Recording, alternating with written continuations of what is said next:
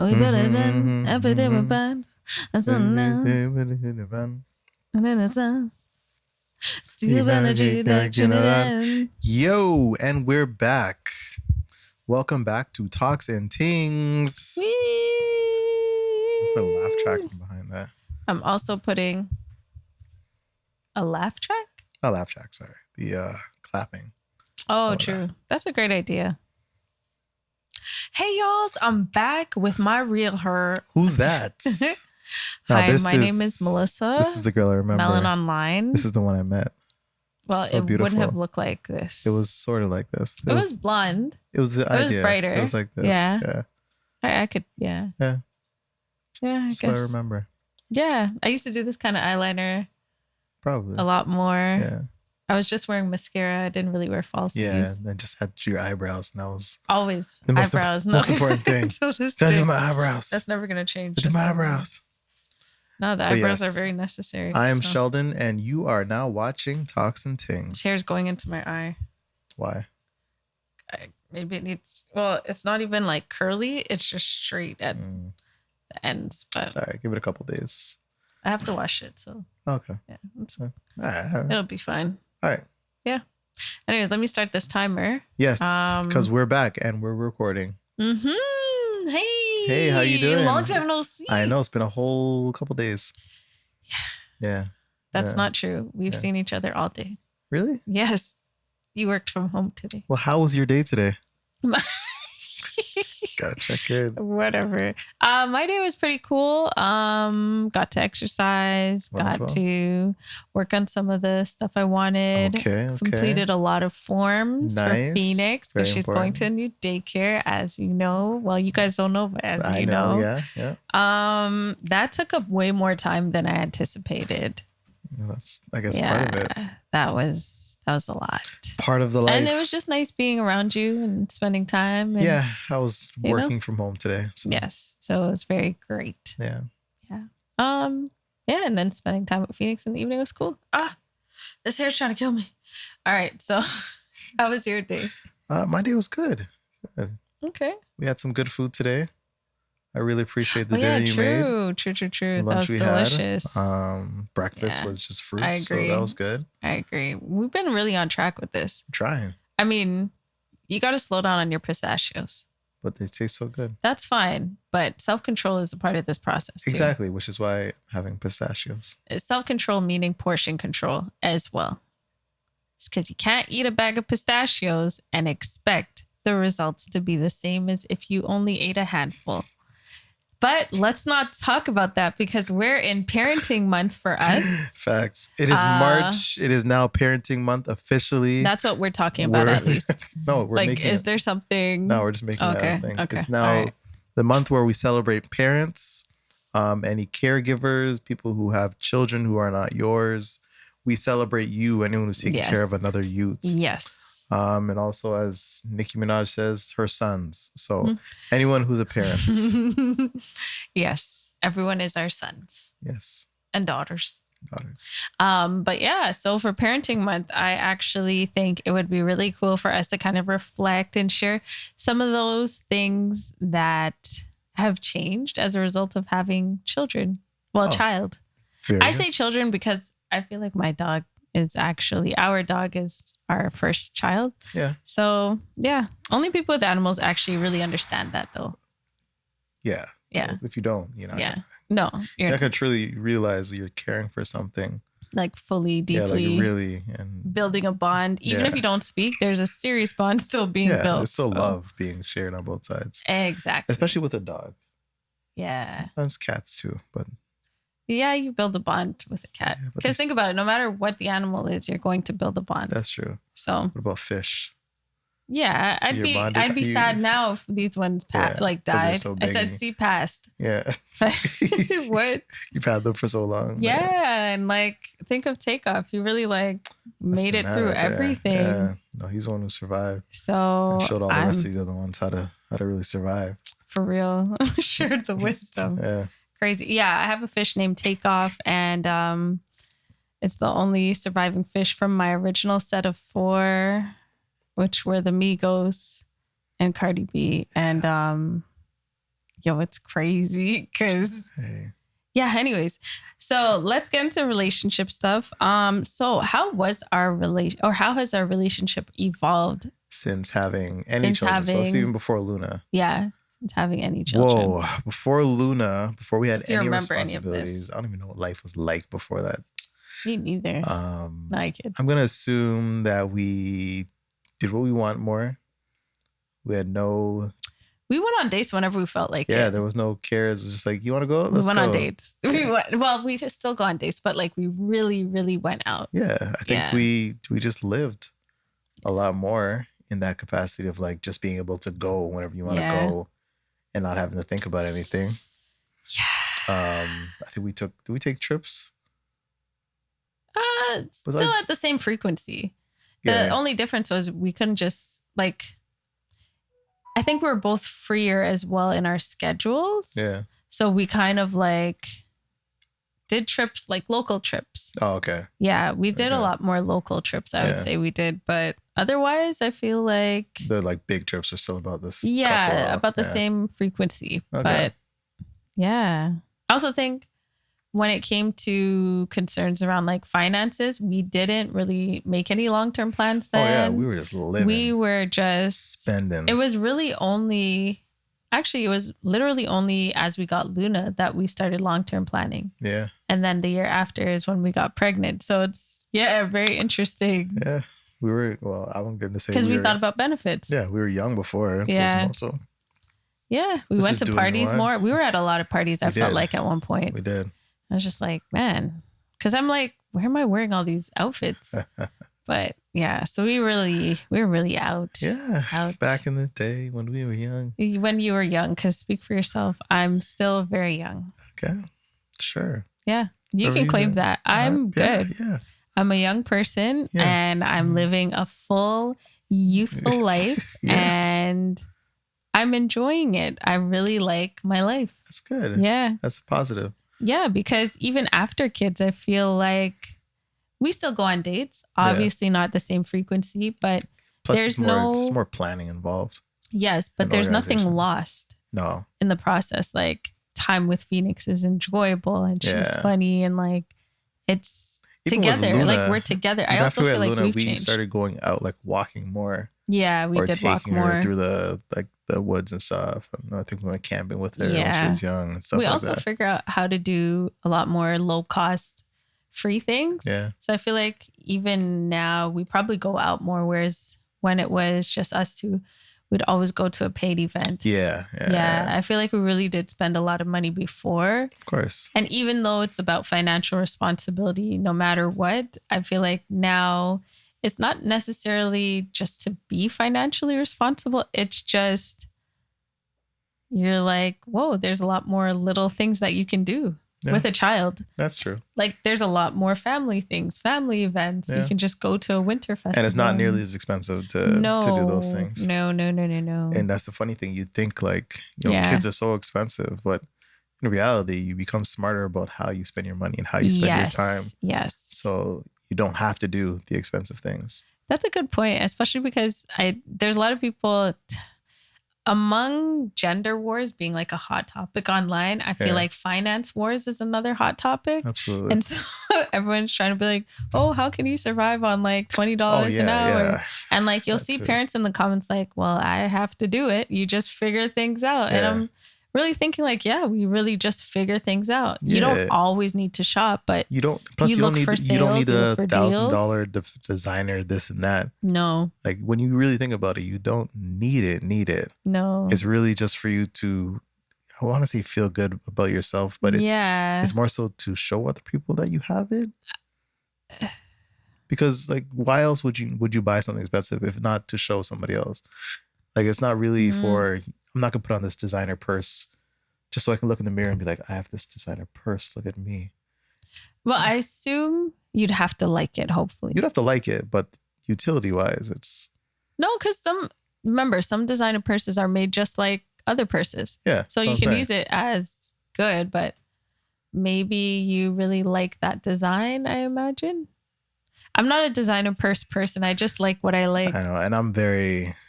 You're very against very designers against too. designer. So Yeah, there's a I whole think that's thing another of piece. where you're spending your money, who you're giving money to, Yeah. and the reasons why you give your money to them. I'm very anti-designer. Yeah. And I also think that's because you don't define luxury like that. Oh, absolutely. I think everyone defines luxury so different than the other. There's this thing I heard. I think I heard it on another podcast too, where it's like they're talking about there's this guy who was just sitting around just fishing all day, and this rich man comes up to him and he's like, what are you doing? He's like, oh, I'm just fishing. He's like, well, you gotta catch all these fish and start a business and sell the fish and make a lot of money, and then you can. The guy's like, I think I heard this probably story did ages ago though. And then he's like, okay, after that, then what? And he's like, well, then you could sit around and fish.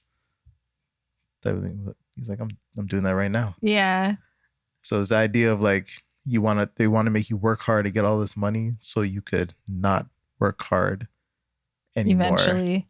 Yeah, I thought about that. It's funny. I thought about the same idea because I think about I think it was a post I actually put up in my stories about how some people want to hustle and grind, but I want to dilly dally. I was like, yeah. But honestly, I have always valued living right now. And some people may not agree with that lifestyle because there's the question of what are you going to leave for your kids? But it's also about I feel like I would still be leaving something for my kids regardless. Just because you're living right now doesn't mean you're no longer thinking about the future. You're not saving for the future. Yeah. And it may not be as much, but that's okay because I'm here to live through an experience. I'm not here to wait till I'm older to live the experiences that I should be experiencing now. Yeah. Not to mention your life gets redefined in the process of living for the moment. That's true. So if I wait till later, there's so much wisdom I'm also missing out on and experience and things that you can't gain by simply working and grinding. So yeah, that's how I choose to live my life. And I'm very happy with it. That's good. I'm not going to say sometimes it's hard, but I like my life. That's good. Yeah. That's good. As do I. I like my life. Yeah. I like the creativity it allows. I allow the space and the flow for things to attract when they need to, really, truly. Yeah. And I think that only works when when I feel like I'm in the flow and I'm not fighting it and I'm not being negative about my situation, all that kind of stuff. As soon as that's out of the way, things just start working in your favor. It's true. You find appreciation. Yeah. And then you just be grateful for everything that you got going on. Yeah. And more and better things happen. Do you feel like parenting made you more grateful? Or appreciative? It did. Not really. Yeah, me neither. Now I think about it, not really. It made me more emotional. Yeah. I can see that. I see Phoenix doing certain things. When she was telling us the story that she was making up on her own. Yeah. I could feel tears coming to my eyes. Just you little small human are thinking and being creative. I'm like, that is so cute. It's just little things that are amazing to me. That I'm I never knew a kid could do this. Yeah. Right. So I'm I definitely feel like being a parent has made me just a little bit more emotional on that side, especially having a daughter. Yeah. Where she can be mean, but she can also be the sweetest little girl ever. Smart as a whip to the point where it's I don't know how to slow this down, but we're gonna keep going. It's just part of the process. Yeah. You gotta accept they're gonna grow and be who they are. It's such a mindfulness that you have to gain for yourself. When you see a little kid getting smart, you're you gotta really watch what you're saying because she hears everything. You gotta watch what you're listening to because she's gonna take in everything. Yeah. And even what you're watching because she's very aware of 100%. So. You know what? So it's interesting because when she said her first swear word, I'm like, you must have heard that somewhere because you wouldn't know what that word is without hearing it because you're in that stage where you have to hear it to know what that is. Yeah. And it's where could you have heard it from? Because we're not watching shows inappropriate around her. So just it had to have been passively by a grandparent. just like watching Nah, something. maybe. No, like not Maybe. purposely. Yeah, like they didn't put on a inappropriate show. Yeah. But the reason I say is because like even the kids in her class, and like I think that's something that like even the teachers would have been like, Yeah, aware of. yeah. Maybe it made notice about. And let us So know. like I could be like, oh, maybe it was a kid in class, potentially. Could be. But I also feel like it's probably more likely like a grandparent in who's just like, you know, they were watching Honestly, something and we walked in. It's hard to forget, man. It's hard to remember like even certain songs. And even I forget they have cuss words in them because Yes. I don't really hear them anymore. and even a program we might have listened to. Yeah. So it could be. I won't like blame even the like it could be a grandparents, podcast too. but it could have been a whatever. podcast. Yeah. Could have been us. Yeah, just easily. Literally, they could be hearing this from us indirectly, not us speaking it, but the programs we watch. Yeah. So it's crazy. We really got to be mindful about like everything. So that's one of those things you got to be aware of after becoming a parent. Yeah. That's interesting though. But I mean, I wouldn't trade it for the world. No, I mean, Life it is allows so... you to correct in the moment at the same time. Mm-hmm. So it makes it a little bit easier to confront, and it shows how are you going to deal with those situations. Yeah. Because it's better to learn it earlier than to wait till later. I also think it's nice that in a way, because we've already, I guess, maybe accepted this is our child, and now we have to figure out how we're adapting our style to our child. I feel like that makes the experience so much more fulfilling rather than having this idea of how we have to make this child be a person. Right. And, you know, I think our free-flowingness changes our experience of parenting altogether. Yeah. Because I don't know, and I wonder, maybe it's a real question. Do all parents have to be free-flowing with their parenting? Like free-flowing? Like realistically, especially with this generation. I think you should. I'm not a matter of should you, but like, do they think they're more free, even though maybe other people think they're rigid? It may be different depending on the type of parenting you learned and what you like decided this is how I'm going to raise my kids as well. Yeah. Based on what you were taught. So would you say your parents were free flowing? I didn't get the rigidness because we were good kids to begin with. So there wasn't that sense of strictness. Yeah, I guess that makes sense. And then as soon as I was old enough to get away with stuff and whatnot, it kind of made it easier for my younger brothers as well. Yeah. So there wasn't like what are you going to do by the time they're ready to do things, right? Sure. Like, fight. You already let it go with the oldest one. No, true. Yeah, I feel like for me, my parents were fairly free flowing. Like my mom, like she got mad at me in grade 9, 10-ish when I started pushing my boundaries. But again, like it wasn't that long. Like it didn't last too long. Oh yeah, you know what? There was no real consequences for when I did push my boundaries. Yeah. It was like, oh, you're doing this again. You're out till 4 a.m. again or whatever. I was also lucky it wasn't me who did the initial pushing. Yeah. So that helps. See, so it makes it easier for if there's somebody there who can push the boundaries before you, kind of nice. But I also started driving very young. So naturally there was a acceptance of my safety being already in place. Okay. So, you know, when you're not taking the bus, but you're traveling, it's so much easier for a parent to be like, okay, go ahead. Yeah. So, I mean, getting my license at a young age was like right away made a huge difference, I'm sure. So. And look how it's passed down to us where we're more free flowing than ever, intentionally. True. Where it's like, okay, we're going to figure out things as we go along. Yeah. And adjust where needed. It's true. And I think the overall idea of not choosing not to beat your kid or really yell at your kid or anything like that. I think I want to see the impact of that and how that changes the way she understands the life. Do you want to beat our next Just kidding.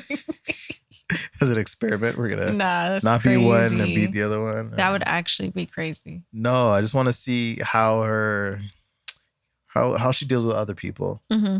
If she's able to not scream, not choose to fight, eventually, just learn to deal with situations calmly. And be able to speak them out. ideally how I want her to deal with any kind of problem that comes up in her life. I hear that. Outside of if there's a real issue and she has to handle herself, then. And I think truly that is part of her growing. Yeah. Like I noticed so far when things feel like, oh, this is a frustrating point for her or frustrating point for me to accept in her, I realize it just passes because I think it really is just growing. Yeah. So I'm trying to think of a really good example of this. When she was starting to hit at one point. Right. And it was like, what are you doing? Like, no one's telling you this is how do you live, nothing like that. Yeah. And then she moved past it. Yeah. And then there was a point where she wouldn't say sorry. Like, there was no remorse for her actions. Right. And then we moved into a place where it's like, now she's saying sorry. Yeah. But it's like, yeah, she's on the extreme, but there'll be a point where it balances out too. Exactly. Where she and so understands. I think it's like, all just growing. it is. It's you're growing, you're learning new things and you're understanding, oh, I can't do this. Oh, I should do this. Yes. And learning to communicate at the end of the day. Yeah, and if we don't teach her good communication, the most she's important not part gonna is being able to communicate whatever is going on instead of just crying instead of whatever. Exactly. That's the easiest way. Just to show her that that's literally the easiest way to get your point across. Yeah. Just communicate it well and everything will be all right. No, legit. Yeah. But yeah. All right, let's move on to a completely random thought / question. However, I don't know if it's that complete. What is it? Do you think the reason kids seem to be unruly today is that parents are not strict enough? With certain kids, yeah. Yeah. Okay. I feel like certain kids they're getting away with too much. We're the point where there is no communicating with them properly. Right. And even strictness as in like just beating a kid, yelling at a kid and then leaving it without communicating. You don't mean like that. No, I'm just saying like even in doing that without proper communication is to me not being strict on your kids. Yeah. Right? Because you think hitting them and yelling at them is enough. Yeah, that's true. And that's enough to get your point across. But that's not really dealing with the issues. You're not finding out what the issues they're having are, which is why they're acting out in a certain way. You're Powerful just thinking, take. You just think that beating them is good enough yes. to really deal with the situation. But yeah, I think that communication part is where the real strictness should be. Because then you can understand them. They can understand where you're coming from. That's true. And then maybe figure out ways to address the issues. So yeah. I never thought about that. That's a great point. Fabulous. Well, I think I've seen it before. You've seen people just get hit. Well, yeah. You've heard 100%. You've heard people time and time again say, yeah, my parents beat me with this. But you never hear them say, yeah, but we talked about it after to figure out why I did this and why they didn't like it and all that kind of stuff. Yeah. I do think, and I also think with the whole like strictness piece, I feel like it's about boundaries and parameters for how people are operating. So it's not just like correcting behavior, but it's also setting parameters around how you do things or how far you go, how far you push things. And you can only guide someone so much, yes, but when they're in your care, you can really set boundaries. You have to. And you need to set those boundaries. Yeah. Otherwise, I think this is probably why social media is such a problem, because I don't think parents are able to set enough boundaries. And if they do, it's restrictive without context. Right. But it's like, you have to consider it as like, this is an avenue where everyone is going to be, like every school friend, everybody in their community, their immediate community is going to be. Yeah. And to not be a part of that community, even if that space isn't always the best, well, you got to figure out how they're going to be in that community and make it work for them. Yeah. Like, it's almost like navigating a party. Like, you're not going to go randomly start being with groups of people that kind of feel a little bit weird. Yeah. You have to know which side of the party you want to be on. You don't want to be on the side of the party where it looks like everyone's in like a ski mask and a hoodie and it's making you scared.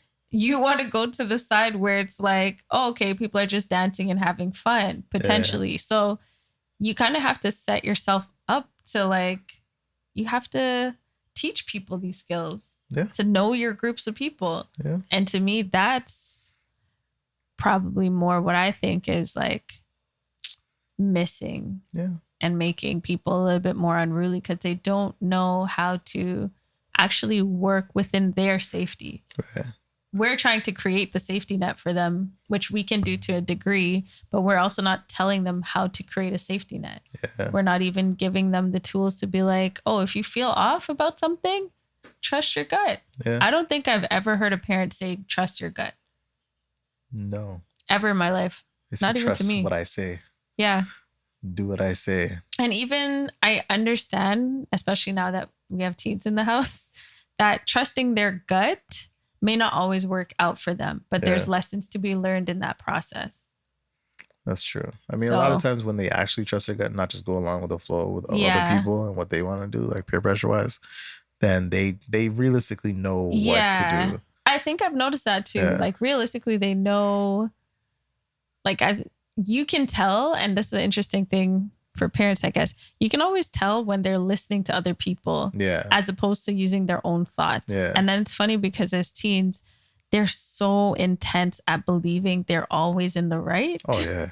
And it's crazy because I was there that they don't realize like you have like hindsight, foresight, all sight. You have every type of sight to be able to recognize. There's like you guys don't really know.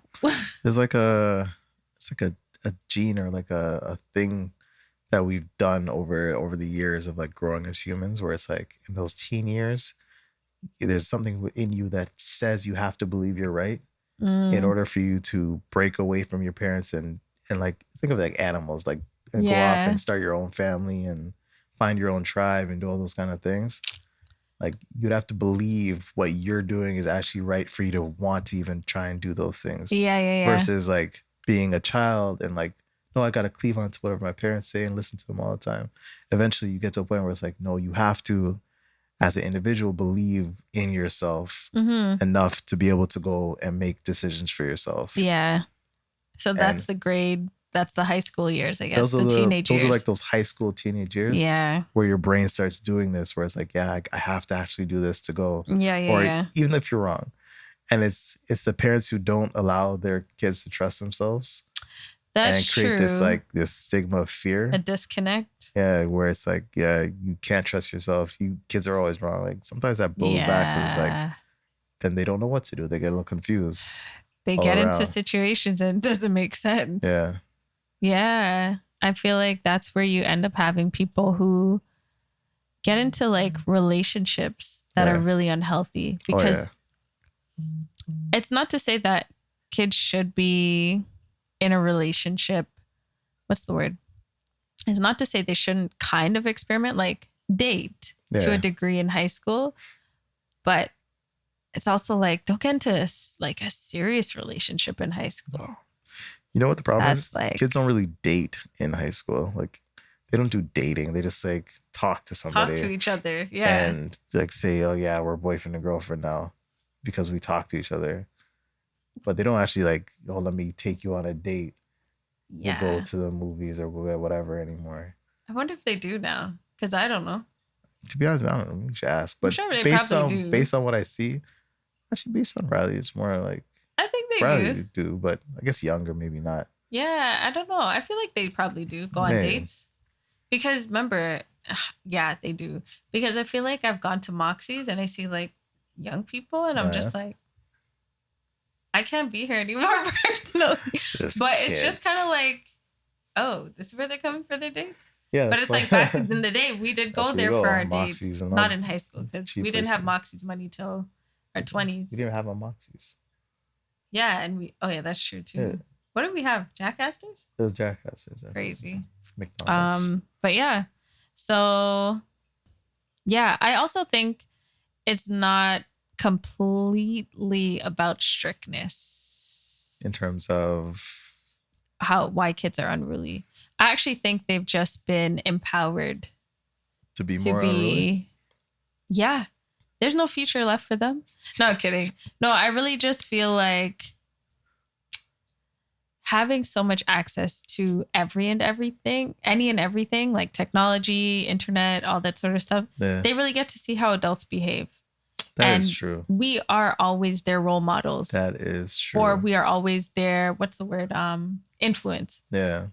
Like they get influenced by by adults older, before they get influenced by each other. Yeah. Like they take what they learn from adults and they apply that as to their own peer groups and whatnot. So all of our behaviors as adults are online. All of our behaviors, our thought patterns, our and a lot of what reactions, you see online is not good. Nobody's posting the positive thing. No. No one's even really trying to be a positive influence. We have to be realistic about the fact that something like makeup, let's talk about a lace front wig. Okay. An adult will wear a lace front wig, and it's an expensive wig. You need to get it installed properly so that it's sitting right. The wig itself is a price. The installation is a price. You have to cut that hair a proper way, and a good quality one, it costs money.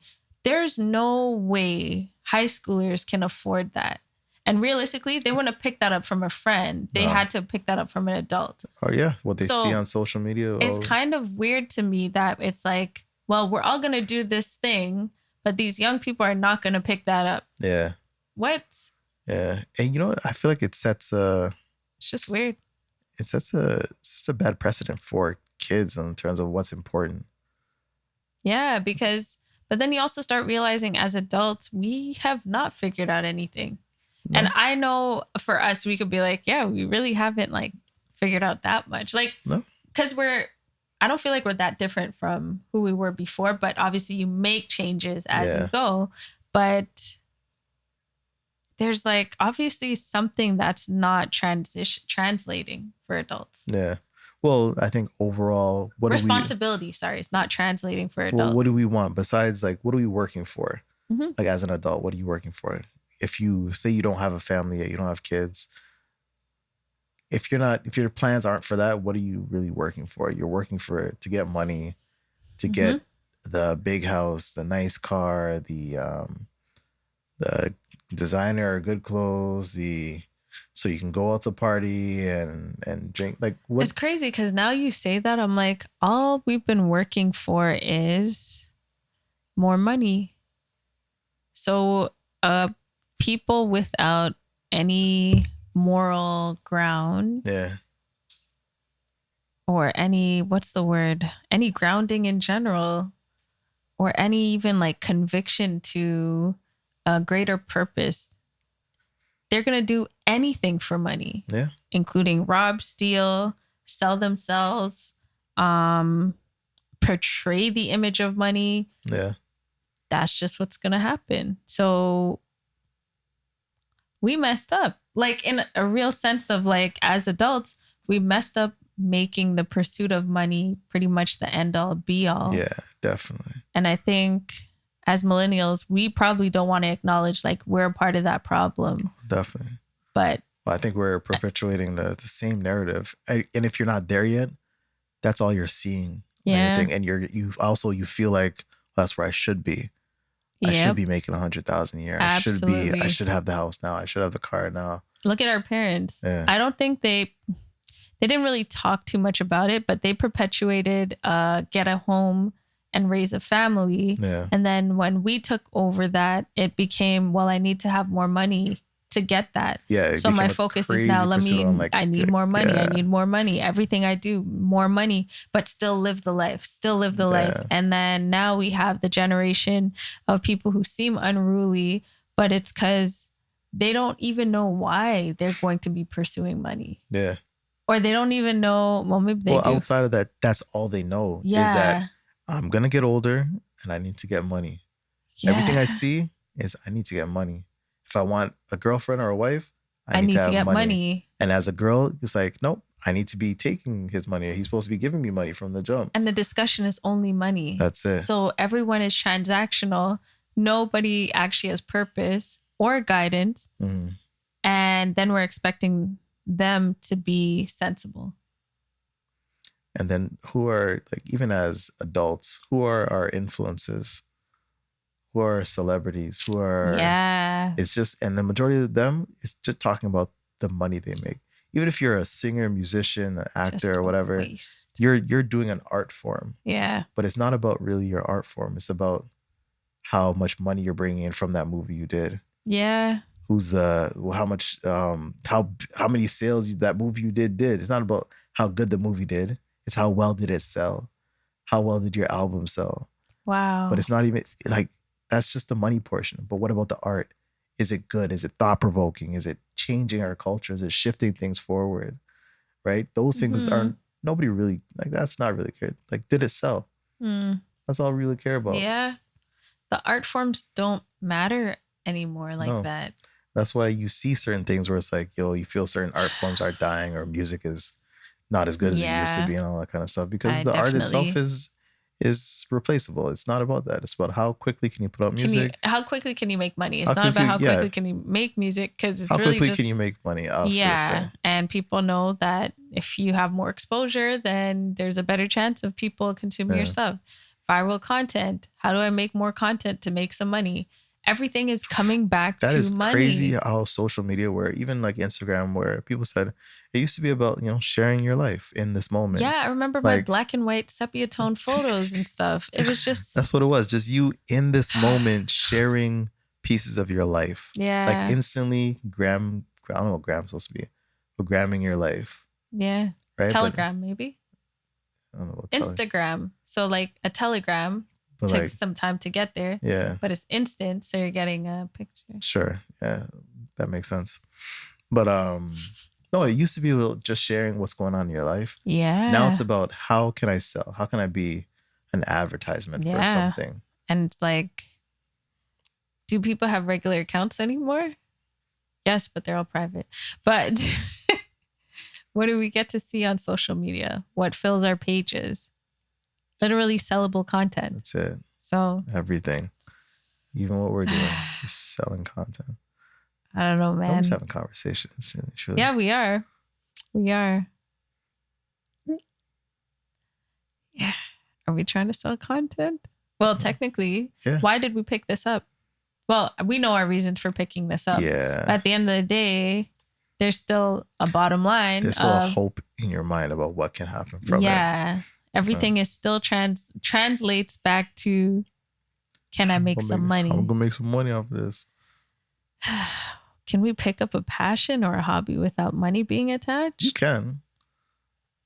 I know. Because there's certain things you can do. Like, say you're going rollerblading, right? You can go to a regular rollerblading rink and go just enjoy it. Go out and have a good time. Yeah. And it's not about making money. It's about you enjoying a passion. I like But you both. know what's crazy? It's like you start roller skating, say you get better, you get good at this. I should record this. I should put this online. Make some content. I should. But you don't have to. You don't have to, but I feel like there's a push towards it. Yeah, but it's like it's a very quick snap of, oh, I can also. Yeah. Whereas, like, if you think about it, our parents never thought like that. Not at all. It's what's crazy? Every young person, that's true. Every young person, not every young person, a lot of young people have businesses already. Yeah. Oh, I do nails. I do eyelash. I do this. I do that. It's like, whoa. Or even there's some who are trading when they shouldn't be trading because they're not old enough. But again, their bottom line is I need to make money. That's crazy to me. Drop shipping, all that stuff. And the thing is, and this is what's so messed up. And I also don't blame them for being unruly, because I'd be pissed off if after all this work and hustling and grinding, I can't afford the things that I wanted anyways. Yeah. Just because of the way the world and just because made it more they and know more the money's circulating. So, well, they don't know that, but they don't realize the economy recognizes, oh, more people are entering self-employment. We need to make this so much harder for them. Yeah. Because the people, we can only have this many millionaires. People were mad at people were mad at like doctors for like keeping a small percentage of them, like only allowing a small percentage of doctors to be there, even though wait times are crazy and all that sort of stuff. Yeah. And it's like, well, that's happening in every field. And that's also happening when it comes to money. Yeah. We can only have a certain percentage of people who can afford to live this lifestyle. Yeah. That's why they crack down on the whole crypto stuff too. Insane. They're like, too many people are making money off of this. Way too many. And it's devaluing our rich stuff. Yeah. Crazy. Anyways, moving on, because that conversation went in a direction I didn't expect, but it was a beautiful talk. Look down. How did I get so high? Yeah. You're well. All right. So, this is my last question for you, babe. Wagwan. Okay, so in our out of this world talk, Nice. what kind of life do you think our daughter lived before this one? Because we've already acknowledged like she's lived many past lives, or she's definitely been in this planet before. And Yeah. I want to say she was a very attuned to, I feel like nature and like animals. Mhm. Because she has a very loving spirit towards like nature and animals so far. Even like she loves the beach so much. Yeah. Like that's where she first took her steps and all that kind of stuff. Yeah. Was being at the beach, and she loves going That's back to it. true. She wasn't afraid to She run loves into the sand. water. She loves sand, right? Just from the jump. So I feel like Respect. being out there in nature, or being, maybe she lived in a beach. I'm gonna imagine she lived. Moana. I'm gonna imagine she lived on a beach. Yeah. She had animals around her. Maybe didn't have them like as pets, but had animals around her. Yeah. She likes stories. Yeah. Because that seems to be coming back to her really quickly. Is storytelling. So a very like imaginative person before. So maybe she either told stories or whatever. She's very musically inclined in terms of that. So I feel like she did a lot of singing. Honestly, the picture in my head, I'm like, she must have been indigenous. Maybe. Yeah. And this is not to say other cultures didn't have like circle time around bonfires and that sort of thing, but I could see it being more like a indigenous, not necessarily just Canadian indigenous. It could even be African indigenous. Yeah. But someone who was involved in a culture that valued night ceremonies around fires, or was close to the water. Yeah. And just really in touch with nature. I also feel like she was in some position where she was in charge. Yeah, most definitely. Because the way she tells people the way it is, that's like, okay, you, for some reason you think a you real know, truth teller out of nowhere. It's like, yeah, you know what it is. So that's how that's kind of my picture of who she was. Yeah. Prior to this. Yeah, I could see that. Yeah. No, honestly, that's so cute. Yes. But yeah, I feel like I echo that. Oh. No, if I was to think of another potential life she lived, I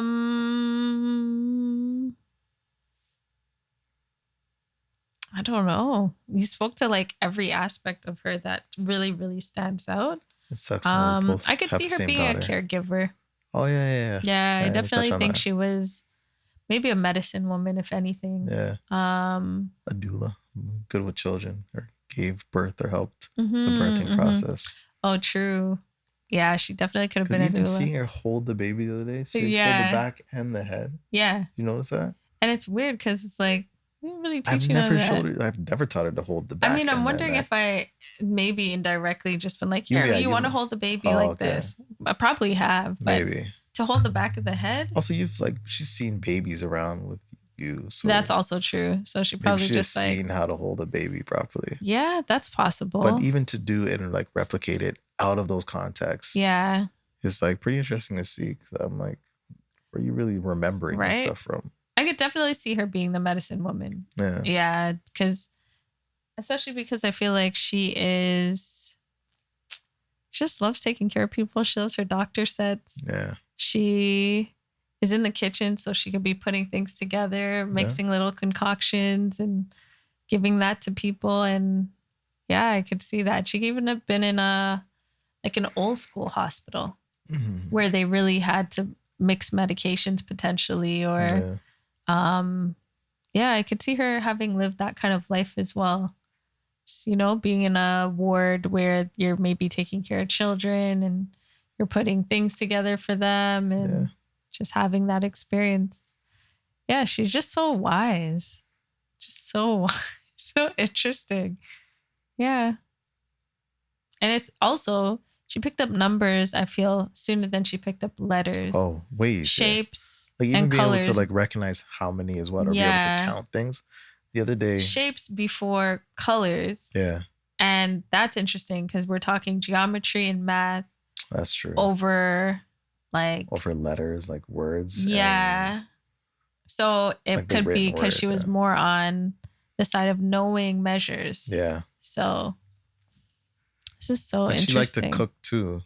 Yeah. Like she likes to be in the kitchen while we were cooking, and she liked to like pour things in and make her own bottle sometimes. Yeah. So it's really interesting to consider the potential lifetime she could have, because you don't truly know. And maybe, later on in our lives, we can actually sit and like, hey, you want to go through your past life and figure out things? Yeah. But it's also like that connection to your past, maybe for children, actually was something that was brought into this lifetime with a purpose. And because we're so disconnected from our bodies and from ourselves and even that ancestral lineage, we don't get to learn much about these connections to the past lives. Yeah. We don't necessarily get to support who they're becoming, utilizing some of our knowledge about their past lives so that they feel a lot more at ease, recognizing that they're recognized for where they came from. Right. You know, so it's like someone coming from another country, you would want to like, oh, let me take you and try this food. It's supposed to be connected to your culture. Right. So we don't have those connections anymore, because I think that would have been some parts of like an indigenous culture connection that's shared. Yeah. And the book that I'm reading, of Water and Fire, of Water and Spirit, I believe it's called. They talk about that, how the grandparent is most connected to their grandchild, because the grandparent is leaving the world and the grandchild is coming into the world. So they have a lot more knowledge that they can share, being so close to the other side. Yeah. And that's an important process in the community. Like that's an important connection in the community. So it's important to have your grandparents there to be able to do that. That's good. I like the fact that we allow Phoenix to spend time with her grandparents as much as possible. Yeah. No, it's true. Yeah. So hopefully she has a kid in her 20s so that we're not too whenever she's ready. You can't rush the process. No, we definitely can't. But I feel like after like reading this book, it just made me realize how many connections are so important. Well, they're so important, but they're also just like missing. Yeah. Because we're not connected to our roots like that. We're not close with people like that. Nope. And we ignore any message that we could potentially even receive. Life's about money. Yeah. But how much money you could pass down. Oh my gosh. That's it. We're corrupting ourselves because our cause is money. Wow. They always talk about generational wealth. Yeah. But nobody's talking about the generational knowledge. Generational health, generational knowledge. They're not talking about those things that actually are important for you to pass down as well. You can't maintain generational wealth without these other things. Yes. You can't maintain it well at all without some knowledge. And without some health. And with some health, which is really what you should be passing down. Absolutely. Man, there should be a list of things that you need to pass down beyond money. Yeah. Yeah. But anyways, let's go get this money. Very interesting. Joking. I'm done. No, I'm kidding. We got married for money. Anyways, it's been great talking to you today. Yes, it's been great. I like this parenting episode. Yes. This was some interesting stuff. Even like, this is very interesting for me just to consider like, who could she be? Before. Yeah, and her spirit's probably here listening to this like, oh, you got it. But it's interesting to reflect on parenting and us being parents. And I'm ready to take a shower, so. Yeah, get out of here. You stink. Anyways, thanks for sticking around with us on Talks and Tings. I'm Shel. And this is Mel. We're out.